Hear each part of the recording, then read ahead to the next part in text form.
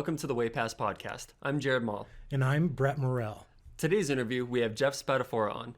Jeff is a discipleship leader in a group that Brett and I are both a part of, and he's been an integral part of the spiritual growth that I've been through, and I know that Brett's experienced it as well. Yeah, absolutely. Jeff is a mentor and an influence for both Jared and I, and I have known Jeff for about a year now, and this guy lives and breathes discipling other men. In part one of Jeff's testimony, we see what he experienced as a kid, how he grew up, and really how he became kind of engulfed in the pursuit of the money, the job, the status, and everything the world tells you that you need and want. Jeff really believed in the American dream and has had a very blessed life. And just a great family, great school, and it wasn't until later in his life that he realized that the hopes and the dreams that he had sought after were really missing something for him. Like there was a void, and he wanted some more purposeful living that he wasn't finding in that American dream. Jeff is one of the wisest guys that I know. Not in a smart aleck way, but he has a lot of wisdom to share. So though his testimony is very different from that of Darren's and Mo's, it's still a very good story and a lot to learn. But he gives a lot of wisdom in what he's been through and what he's experienced and what God's taught him.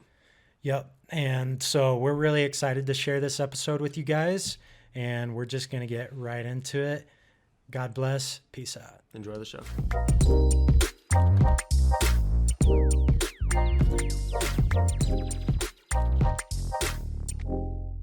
Well, even if I heard this really good teaching on, Matthew 1, when they go through the lineage of Christ, I'd always heard that teaching from other pastors that they were saying is that what Matthew's trying to do is establish that Jesus comes from this proven lineage. And so like he is the real deal because we can go all 40 generations up. But this guy says it's more than that. Look at the names. 4 of them are women. It's unheard of to go through a generation and call a woman the head of that particular generation and not the man. And 2 of those women are prostitutes. Yeah. And so I think what he's saying is, Matthew is trying to say to these Jewish readers is, yeah, it's the same line, but it's a line of brokenness. These are human beings. And this is a God in Jesus Christ, who's the 41st generation, that can empathize with your sin and your brokenness, even though he never had it. And that teaching blew me away. Yeah. That it's like, yeah, this is for the broken up people. This is not for the perfect, lineage of 42 years of Presbyterian ministers. That is not the case. Right. So, yeah, stories are important. So, how do you guys want to? Yeah. So why don't we just go ahead and do our thing, and then we'll bring you in. It's not professional. This is our third. So if you're watching, please, a little mercy. But welcome to the Way Past podcast. I'm Brett. And I'm Jared. And today we have a really special guest, Jeff Spadafora. And just from us real quick, Jeff Spadafora is a leader of a men's group for Jared and I. And he has been a vital role in the growth of many men.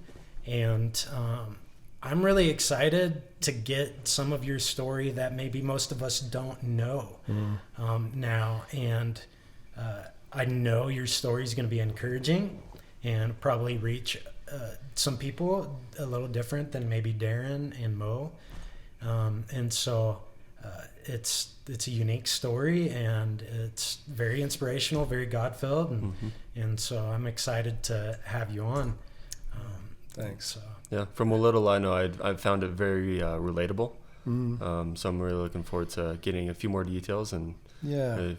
kind of digging into it. So Yeah, I'm excited to share it, and it's not a I was lying drunk in a ditch type of story, which a lot of testimonies are. Right. And God reaches people in all sorts of ways, but mine is a different one. So hopefully there's a few people out there who say, okay, I get that. Yeah. I can, and so I'm happy to share it. I'm proud of you two guys for doing this. I think this is a really cool idea. I don't know if it's in 1st or 2nd Peter, but we're saved by our testimony and the blood of the Lamb. And so getting these, is that 1st Peter or something? I think it might be in Revelation. Oh, okay. Yeah. Okay. And so it's just such I think it's an important thing that you guys are doing here. So I'm excited and proud of you. Amen. And I think something about, who your story might mean something too.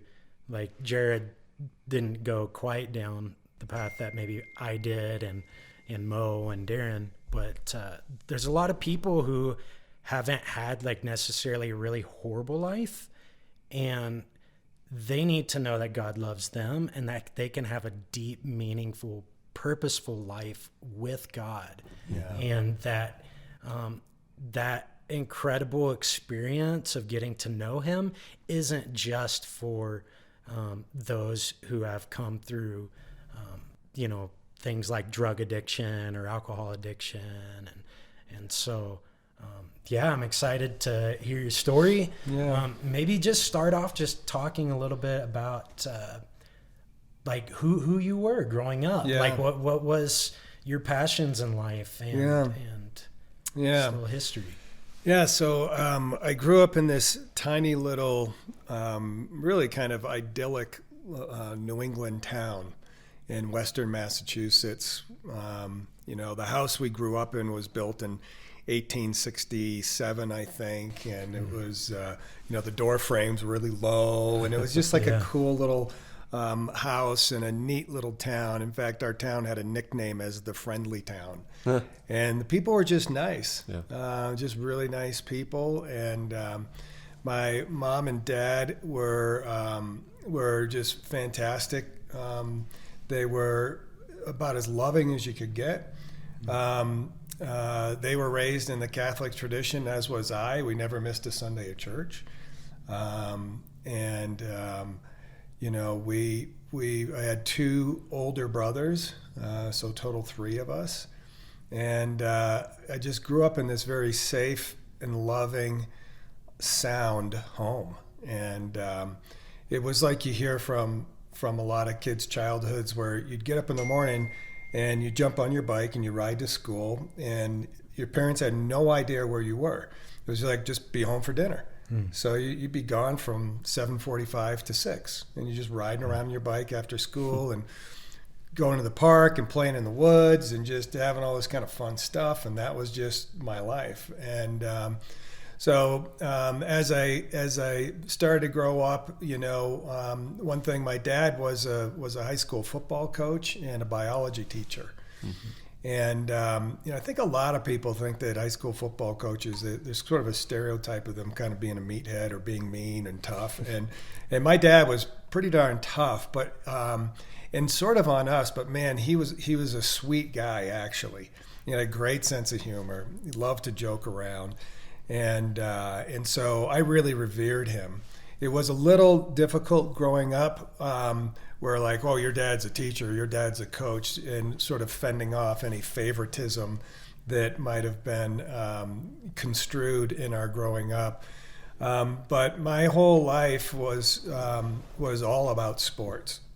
It's all we did was baseball, basketball, football, and it was just a blast. And so my mom and dad were big supporters of that, and living in a little town, it was easy to be a big fish in a small pond. So I was a good athlete, and so everything was really good going through that stage of my life up until about my sophomore year in high school. And then the school that I was at was a school my dad was teaching at. We lost our accreditation, which basically it was primarily because the student teacher ratio was out of whack, and some other things. And so my dad was like, wow, man, if you stay here and the school doesn't get their accreditation back, colleges are going to look at your transcripts and there's going to be an asterisk that says maybe this kid's grades don't really stack up to what it looks like on paper. So he's like, we got to get you out of here. So my dad was good friends with a football coach that was not far away at a prep school called Deerfield Academy, and it was about 25 minutes from our house.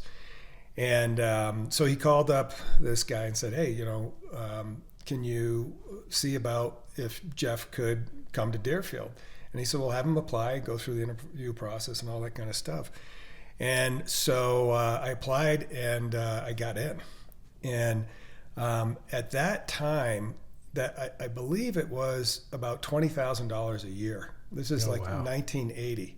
It's now $60,000 a year to go to a high school. Wow. And that's close to or I think Valor's like 40 a year.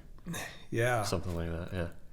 So we got in, and I got in, and I remember my mom telling me this story that when the acceptance letter came, my dad opened it up. I wasn't there when he opened it up and said I got accepted, and he kind of threw it on the table almost in disgust. He didn't want me to have to go. Yeah. And so they said, so here's the deal, you got in, but we don't know. I mean, we can't afford that kind of money. I mean, your dad's a teacher. Is your mom working at this point? She at this point was an artist rep and a craftsman rep. So she would sell artwork and crafts stuff into gift shops throughout New England. Yeah. Okay. But not making much money. Yeah, a small little extra. Yeah. For the family. No, that's cool. Totally. So we did the financial aid application, and they got back to us and said, you're in, and your tuition is $1,000 a year. Wow. And my mom was like, we can't feed you for the 8 months of school for $1,000 a year, and you're gonna get to. So I went.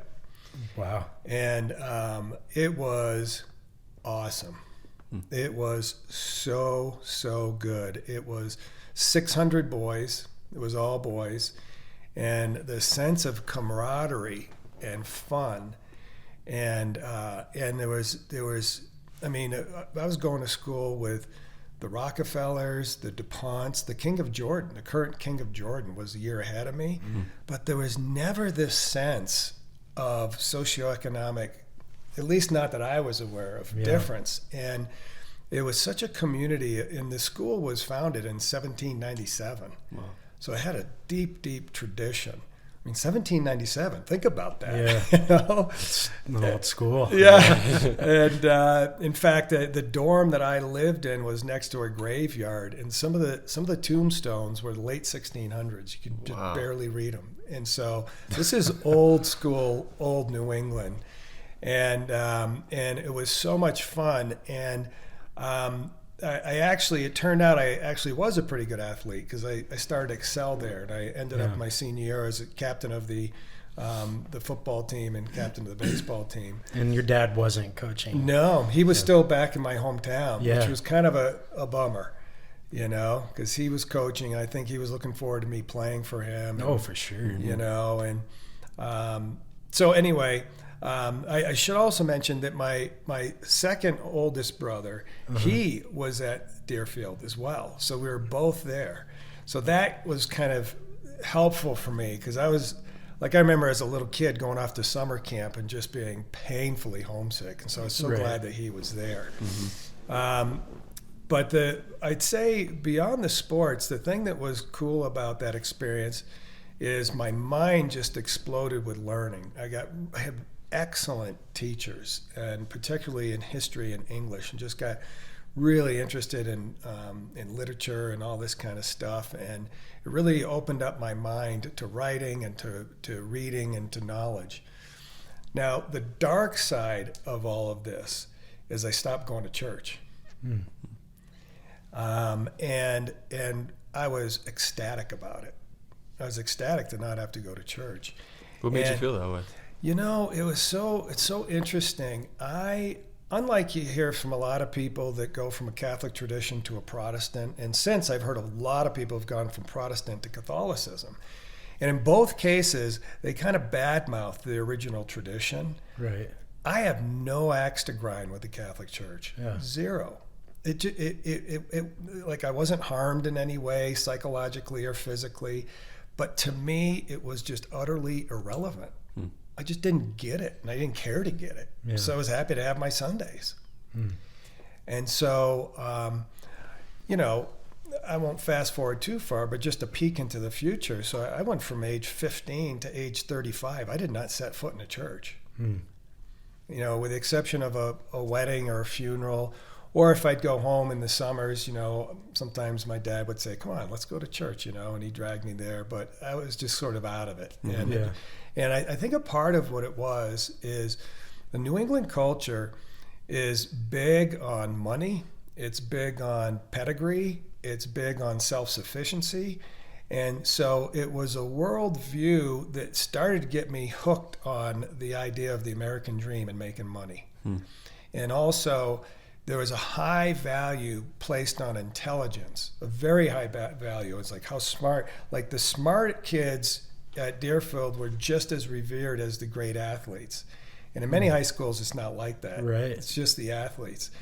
And it dawned on me later in life as I became a Christian and started to study Scripture, the difference between intelligence and wisdom. And it's like, wow, man, I've been worshiping intelligence, and that is way different than wisdom. Yeah. And but it took me a while to grow into that. Yeah. So anyway, I graduate and there, and I go to this cool little Division III liberal arts school called Amherst College in Amherst, Massachusetts, and it was more of the same, really. I was able to play 2 sports again. I ended up being the captain of the football team my senior year.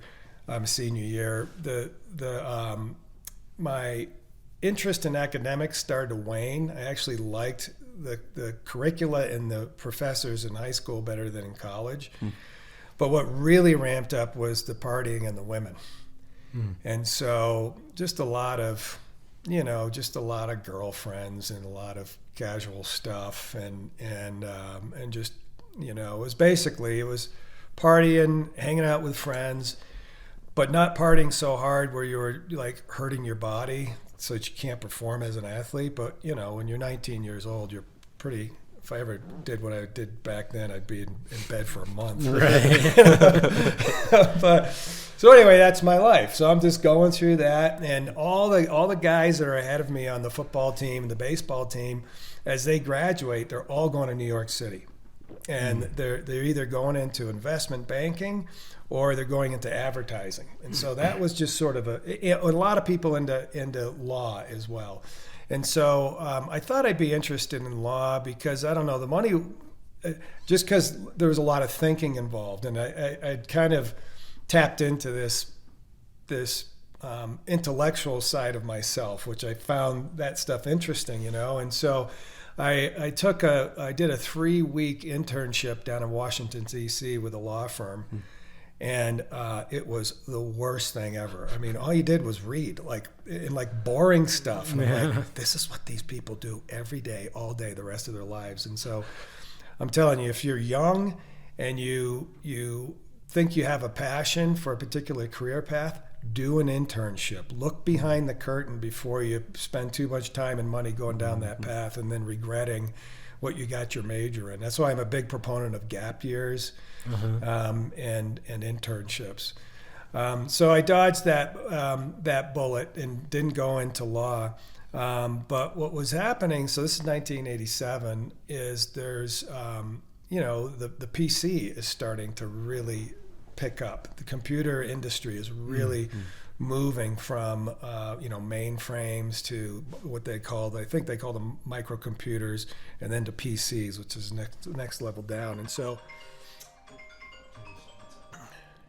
Thanks. You can just mute it. It's made a lot of noise.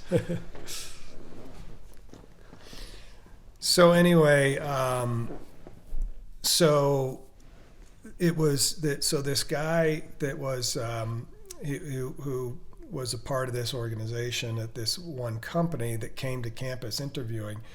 His idea for his computer company is, I want to get as many captains of sports teams from the Ivy Leagues and the Little Ivies. And that's what they called Amherst and Williams and Wesleyan and Trinity is sort of the little. I want to recruit those people.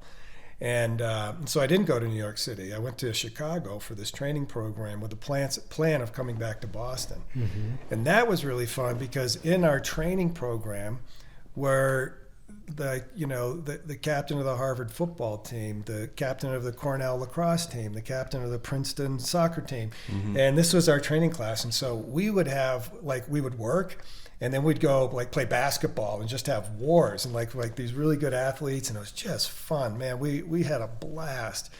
But were your partying days behind you at this point? Oh no, man. We were just cranking it up. That's what it was all about. It was work and fun.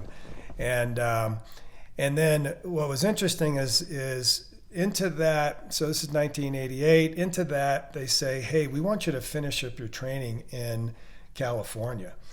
And I didn't know anybody in California. And it wasn't like San Francisco. It was north of the bridge, a little town, I can't remember, San Rafael is what it was. And I was in this community with these older married families. And it was the first time I had been legitimately lonely.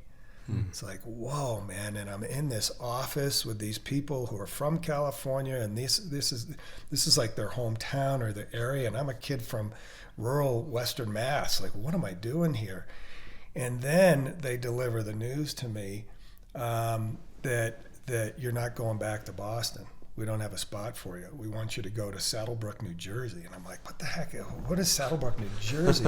So this is my first taste at the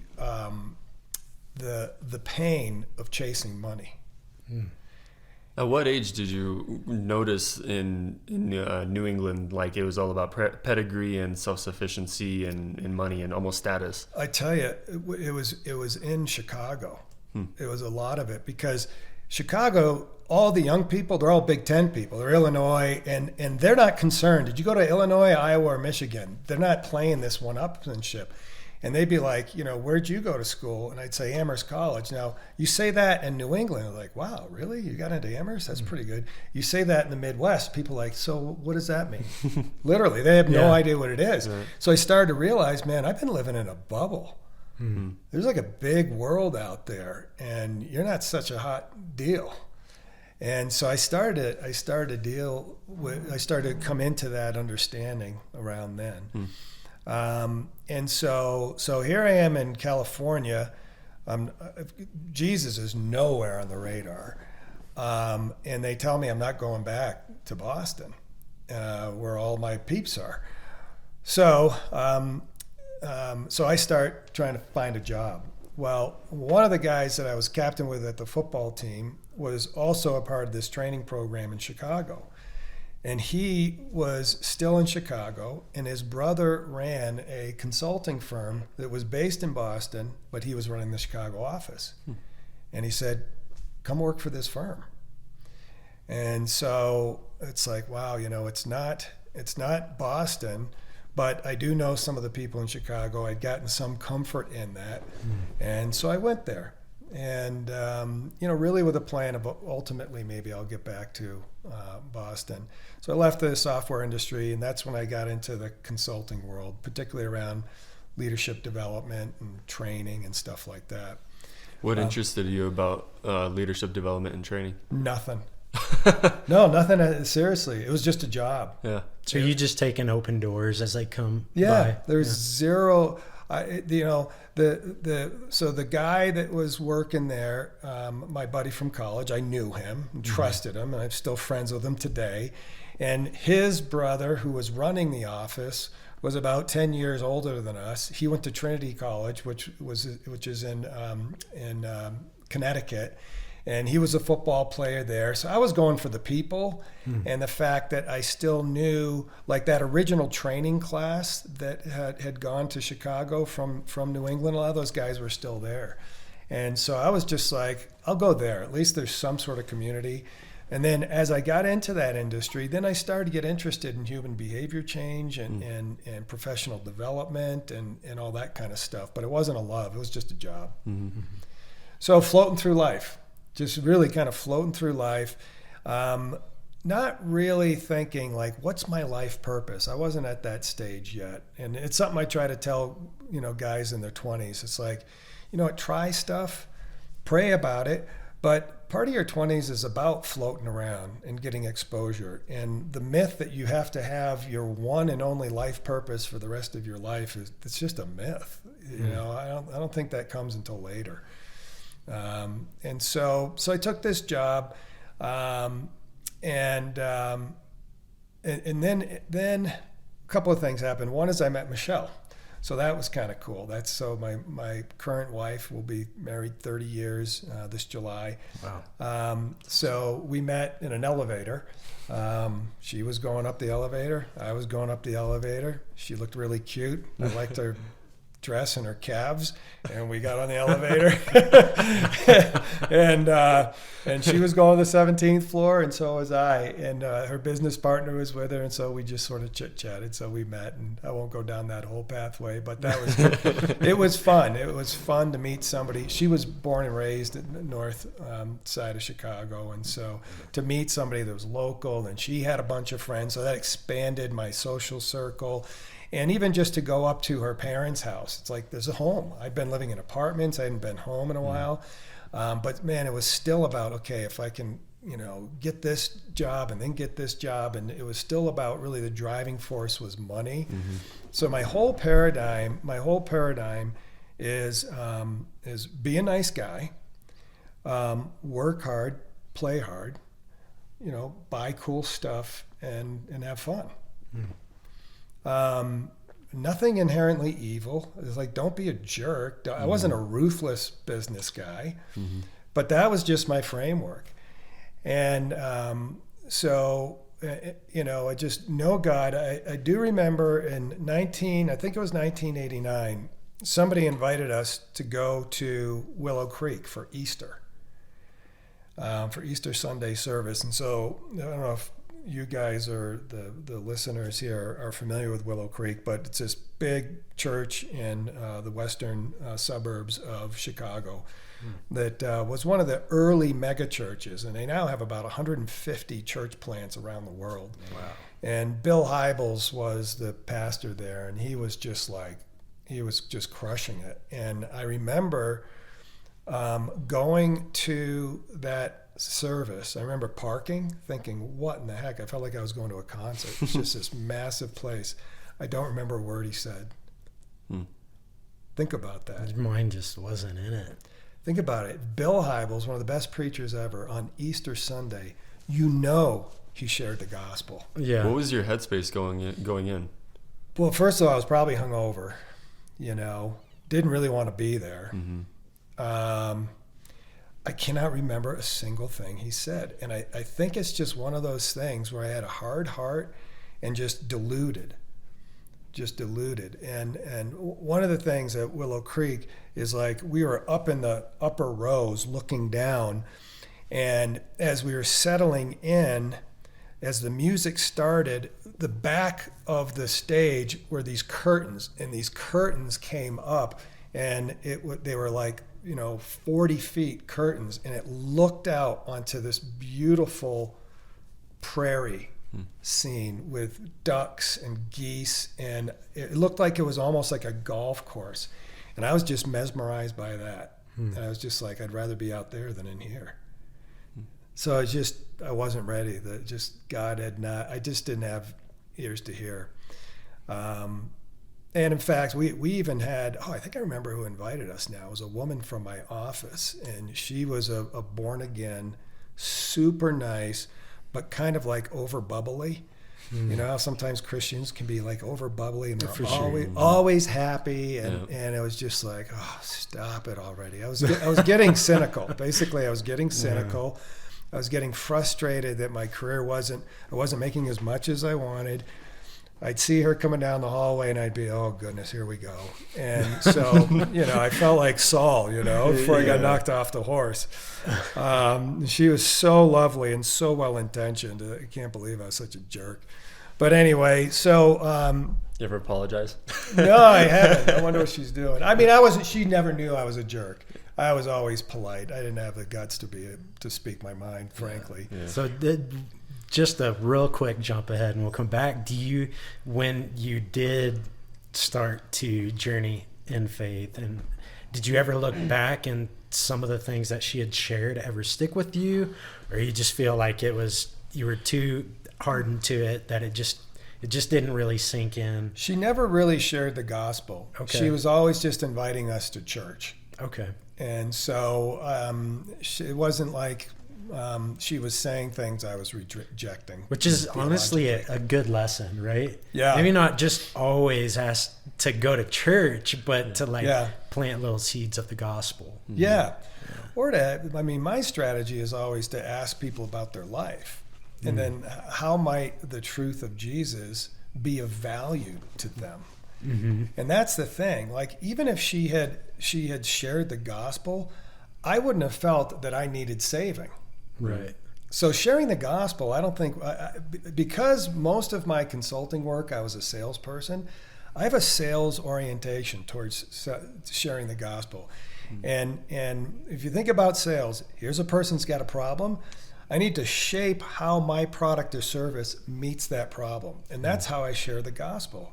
And what's cool about it is Jesus solves any problem. Right. But so as you listen and you understand, like, okay, this is what's going on in this person's life. It's like their career is fine, but their marriage is a mess. Or their marriage is great, but their health is falling apart. Mm-hmm. And it's like, what lessons can we draw from the truth of Jesus Christ that could actually help this person, as opposed to saying, you're a sinner going to hell, accept Jesus, and now you got a ticket. That just doesn't work in a post-Christian society anymore. So anyway, that's what I've learned from that. And the other thing I'll tell you that I've learned is I'm so glad that, so I actually had my I got baptized when I was 40. So what we're talking about with this woman in my office, it's like 1990. So I was born in 64. You do the math. So there's still some more to come in this whole thing. But basically, I'm happy.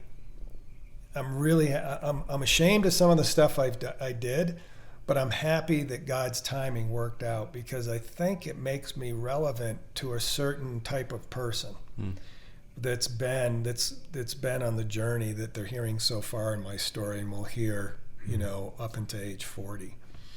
And so anyway, at that time so Michelle and I get married, and I remember a lot of anxiety, just going into work and performance, and I was traveling, and I was young, and I was meeting in boardrooms with executives that were twice my age, and it was exciting, but it was also weighty. And I remember trying to learn how to do Tai Chi.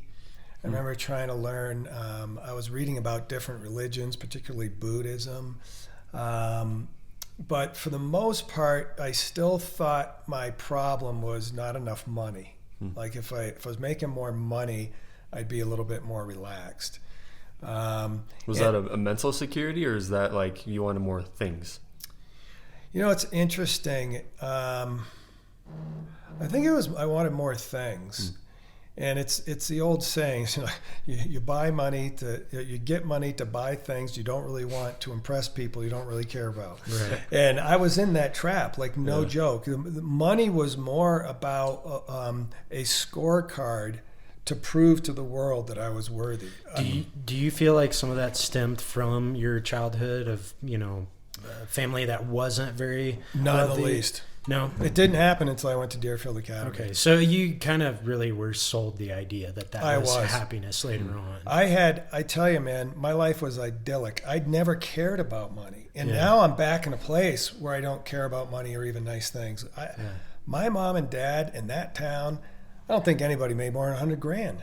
Everybody was, there was pain and sorrow and darkness and alcoholism, but nobody worried about how much money they had, even though it might have been tough. So money was just never a real motivator to me until I started to see this other world. Right. That sort of captured my fascination. I was like, oh, so this is how the world works. Right. That's what I thought. So anyway, Michelle and I, we get married. I've got this, I'm trying to figure out what's going on, and so we got married in '91. Still in Chicago. Yep. And in that time that Michelle and I were dating and getting married, she was organizing these awesome ski trips. So my wife Michelle has always been an includer. If you look at the Strength Finders, that's one of her top 5, and she loves to plan stuff. And so we'd go out in groups of 20. And we'd go to Steamboat and Big Sky and Vail, and we'd do these big ski weekends. So we'd fly out from Chicago and go do this, and it was just a hoot. It was a blast. And that's where I started to get hooked on Colorado.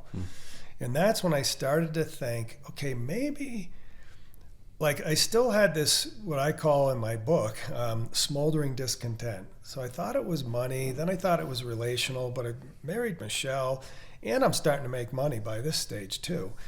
And so I thought, well, maybe what will really sort of quench this thing is better recreation. So, I started skiing when I was 5, and skiing in New England compared to skiing here, it's just crap. I mean, this is this is where it's at. So I'm like, wow, man, better skiing. My art teacher at Deerfield Academy, God rest his soul, he passed away. He turned me on to fly fishing. And so I'm like, now this is fly fishing. So really enamored with that. And then we went to, Michelle and I went to a dude ranch for a week down in Durango. And it was just unbelievable. And it was early September over Labor Day. And it's like a lot of people from Colorado will say, you come for the winters, but you stay for the summers. Yeah. And I was like, whoa. So I remember going back to Chicago, and I'm sitting there back in the days where you wore a suit and tie every day. And I was standing waiting for the train in horizontal freezing rain in sort of late September, hunched shoulders, holding my briefcase, just a beaten man. Like, what am I doing? And I remember coming back. I was like, Michelle, let's go to Colorado. Let's just go to Colorado and figure it out. So we were just going to quit our jobs and come to Colorado and figure it out. How old were you at this point? Let's see. So 27, maybe 28. So we had no kids, newly married. And so I'm willing to chuck the career and literally, one of our dreams was to maybe work at a dude ranch. And what is a dude ranch? So it's like a guest ranch where people come and you ride horses, and it's you go fly fishing. It's like a hotel, but at a ranch environment. Yeah, It's actually really, really cool. Yeah. It's like I heard dude ranch, and I'm thinking, dude, like all guys. Like you and your wife wanted to go work with a bunch of dudes on a ranch. Yeah, I think it comes from the olden days. A city slicker. Awesome. A city slicker on a ranch was called the dude. Okay. Yeah. That makes more sense. Yeah. So it's a guest ranch. Awesome. Yeah. Okay. And so, and Michelle had an event planning business in Chicago, and so she was like, we could sell it. And before I met her, she had a condo. It's like, we could sell that. And we just did enough to keep on going, and I was making good money and saving it. My expenses were pretty low, so it's like we could go 6-8 months, and we'll figure it out. So I'm sort of getting prepared to tell my boss I'm leaving, and trying to figure it all out. And then he calls me into his office, and he says, "Hey, come on in here," and he says, "Close the door behind you." And I'm like, what's going on here? It's like, I'm getting ready to quit, and he might be ready to fire me. And he said, hey, in this company, so I had switched firms by then. The firm that I came back to from California, I was at a different one. And this firm happened to be headquartered in Princeton, New Jersey. He said, hey, the folks in Princeton are thinking about opening up an office in Denver. Oh, wow. And I'm like, whoa. And he said, so keep your ear to the ground in case somebody wants to, if you know somebody that would want to do that. And he says, I just have the door closed because there was another guy on our team. He says, I don't want him to have the job, so I'm just not going to share it with him right now. And I'm like, Ed, we'll do it. And he's like, what? Michelle's from here? You love it here? Like, seriously? And I'm like, Ed, I was going to quit and go to Colorado. And he's like, job's yours. Wow. And so I called Michelle. Oh man. And I still remember she took these like pieces of like printing paper and she wrote all these things like, we're going to Colorado, more camping, more hiking. And she had them posted all over the house when I came back from work. And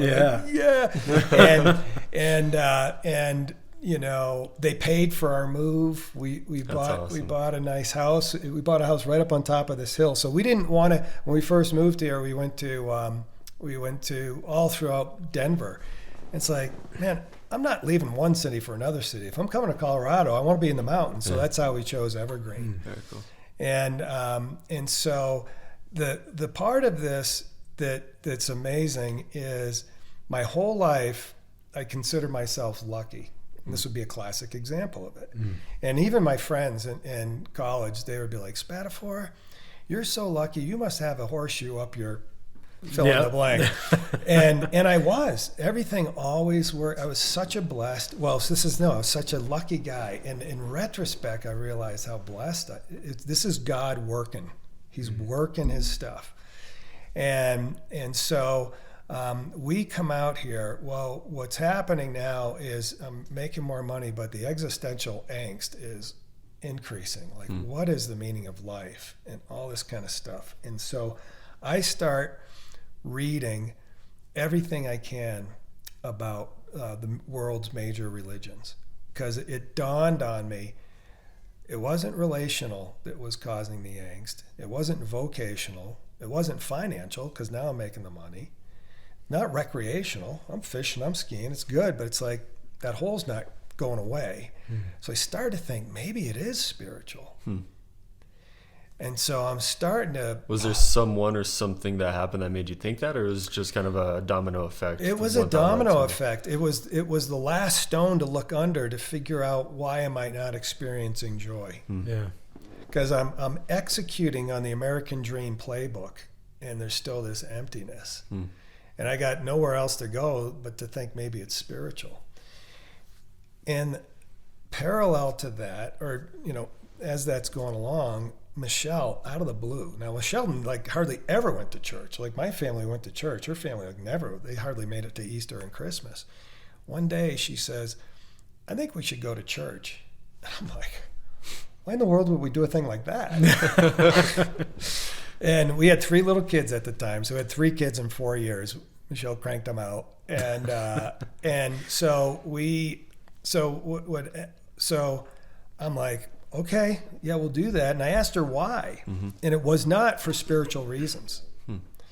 It was like moral reasons. And I started to think about it. It's like, you know, my mom and dad and all my extended, their parents, they lived righteous lives. So maybe religion, not Jesus or God, maybe religion could teach our kids some morals. So this is a behavior mentality towards religion, not a spiritual orientation towards religion that I still had. But it's like, yeah, it'd be good for the kids, you know? So the first place that we tried was a Catholic church, and it just didn't click for us. And then we got this thing in the mail, and it was a little postcard. And on it, it said a sermon series. And the topic was Family Matters. And so, you know, as a Catholic kid, I had no idea what a sermon series meant. Like, I'd never heard that phrase before, because you don't have a sermon, you have a homily in the Catholic Church. Okay. But it was like a 6-week thing. And I thought, like, is this like a class? So I knew it was church, but I thought it was a class, but we went. Because it's like, this is what we want. It's for our family. That's what Michelle wanted, and I thought it was a good idea.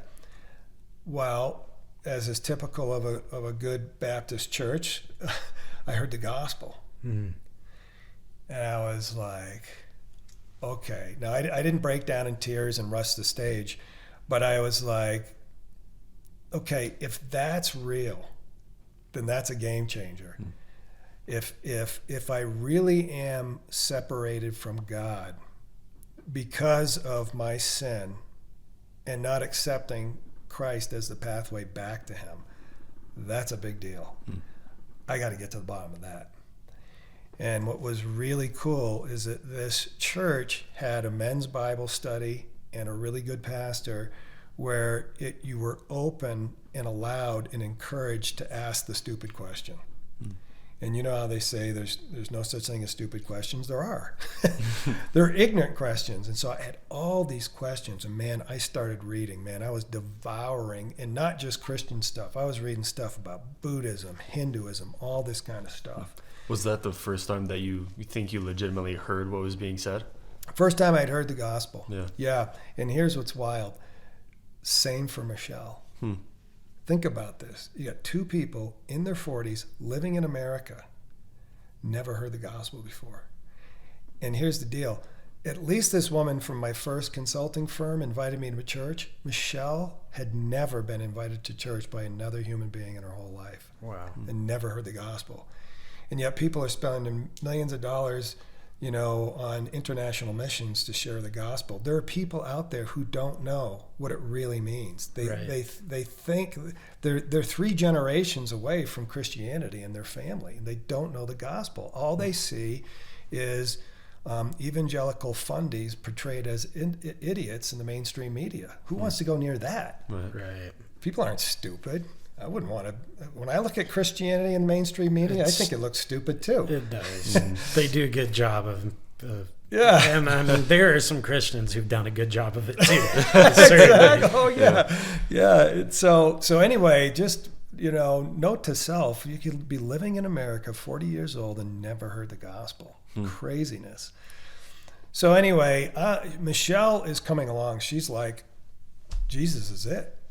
I'm not quite there yet. And she says to me, that's cool. You keep working it out, but I don't want your research and your questioning to influence the kids negatively.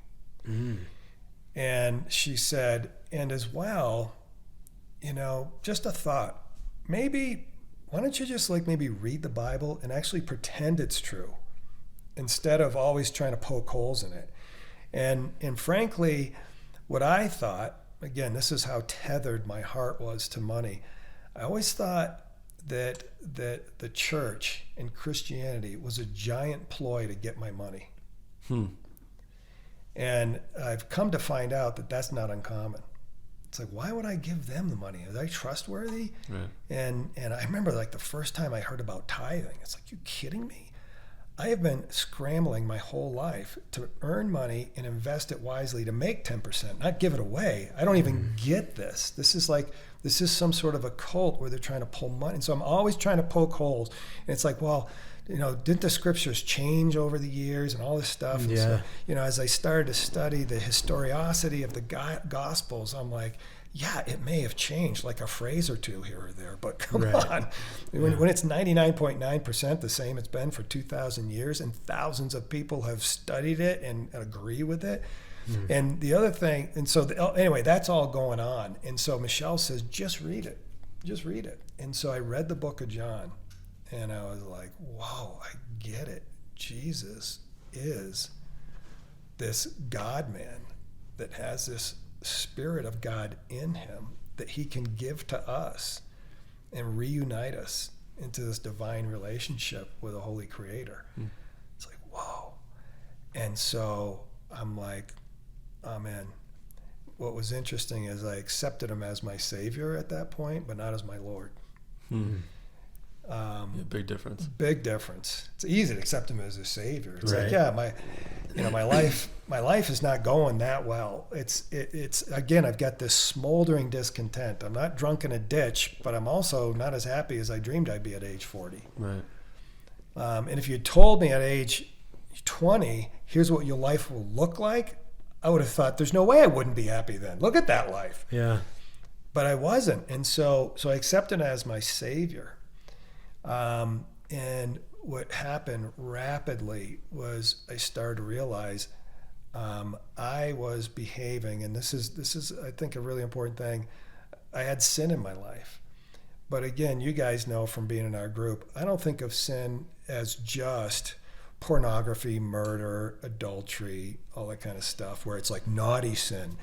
Sin is living, thinking, and acting in a way that's robbing us of the blessing that God is desperately trying to get to us.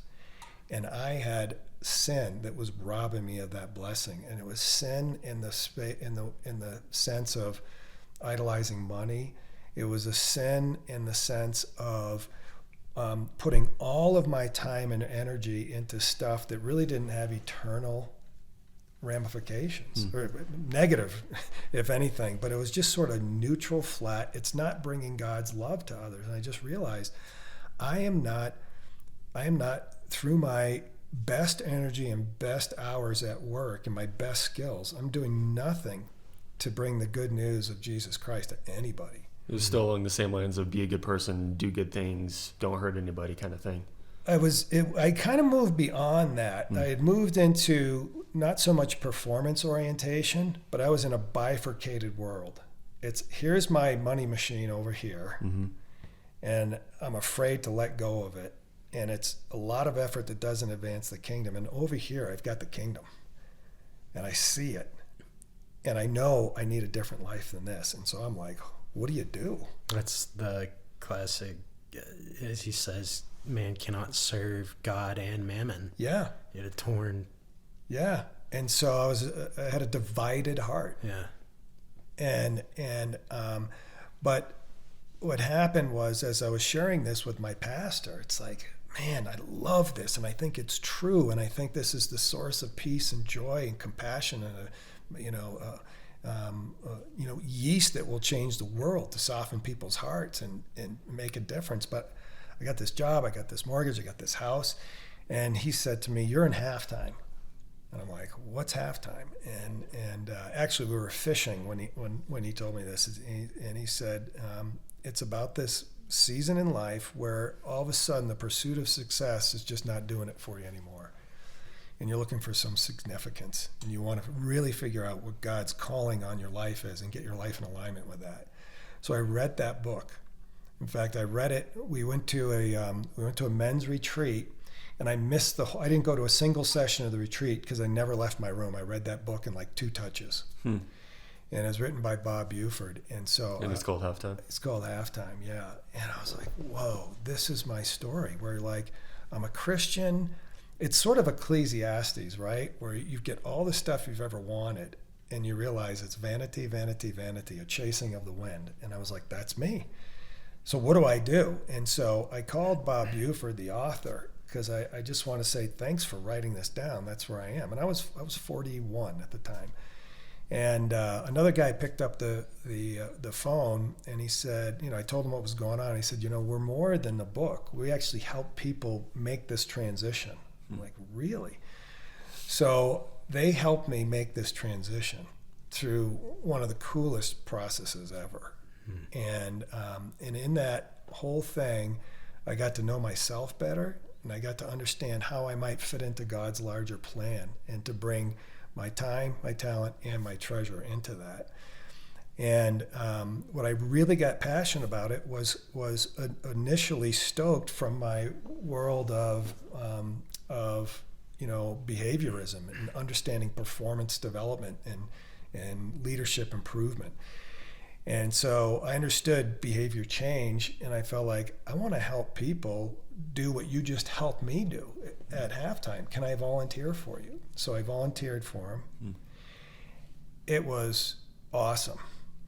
And I started to see like God transforming people's lives in that ministry. And then I was like, they asked me to do a special project for them, and they paid me for it. And I was just like, I was intoxicated. And in that year, so that was like 2006, 2007. I really wanted to do more with the Halftime Institute, and so we set up where I could go part-time with my company. And I just remember calling my boss, just like so nervous, saying, what I'd like to do this coming year is I'd like to, carve out 2 days a week to work with this organization and 3 days with you. And I just thought for sure he was going to be like, dude, that ain't going to happen. And he was like, that's awesome. Because we were friends. I met this guy personally. I met him on a fly fishing trip, and you're in the same industry I am, and we became friends. So we were buddies. He was actually a year younger than me. So anyway, he's like, yeah, go for it. He said, just make your number. I don't care if you work 3 days a week or 3 minutes a week. Just make your number. Just close the deals and assemble the consulting team to deliver it. And I had my best year ever, working 3 days a week. Wow. And it was because God was there. Yeah. And so that year, I literally had 2 computers on my desk. I had the money-making computer and I had the Halftime Institute computer. And at the beginning of that year, I was so afraid to take my eyes off of my work. But I was so attracted to what was happening and watching people's lives blossom and families change. And it ultimately got to the point where this computer was just so alluring. And I was like, and I was, because I was willing to do anything at halftime, I was like, I'll be the janitor. I don't care. I don't need to. I don't have any pride anymore. I just love what was happening here. I think they saw that humility, and they kept giving me more and more responsibility, and realized, wow, this guy can get something done, Yeah. And so I got to the point where, okay, and Michelle was excited about it because I was coming alive now, and my concerns about money were not dictating which Jeff would show up at the end of the evening. And so she's seeing this difference, and she knows it's the combination of faith and being in this environment where it's really advancing the kingdom of God. It's a blessing. I'm getting a blessing. My wife's getting a blessing. And so I want to try to go the next year in the same setup.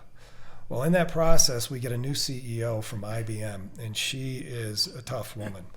And so I'm getting ready for my conversation. I'm just saying to Michelle, I got a feeling she's not going to let this happen again. My former boss was a good guy. He was friends. We trust him. Ended up having a great year, but I just got a feeling she's going to say no. So I just remember praying. It's like, Lord, just make it black or white. And so I get on the phone with her, and within 5 seconds, she says, this whole part-time thing is not going to work. And I'm like, thank you, Lord. I said, just no gray, please make it black or white. And I was just like, Susan, not a problem. I think it's time for me to go. And so I hung up the phone. 10 minutes later, the old CEO, who's now the chairman of the board, he calls me. He says, dude, don't quit. You can't quit. Go talk to her again. I'm like, no, you don't understand, man. I prayed for black and white. Yeah. And so I left, and I started working full time with the Halftime Institute. It's really good obedience. It was him just delivering on it. And here's the big thing. I'll tell you what that obedience, where it kicks in, is I remember that conversation, and my Bible, for some weird reason, was open to the book of James. And if you look at James, first chapter, verses 5-8, and it says, if you seek wisdom, pray. But then if you doubt, you are like a wave tossed about on the sea. And I'd been praying, and God had been delivering wisdom, but I was still doubting. And I was still tossed about. And so I have this conversation with her, and I look at this, like, who opened this thing up to James? And I read that, and it's like, if I don't honor what this says, pray, get an answer, and do it, I'm just going to be tossed around the rest of my life. And I'm done with that. And so I went all in and started working with the Halftime Institute. I developed their coaching program. We trained coaches all over the world, and just helping Christian men and women make this transition. And not always from business to ministry. Oftentimes it's just, how do I run my business in a way that actually advances the kingdom? Yeah.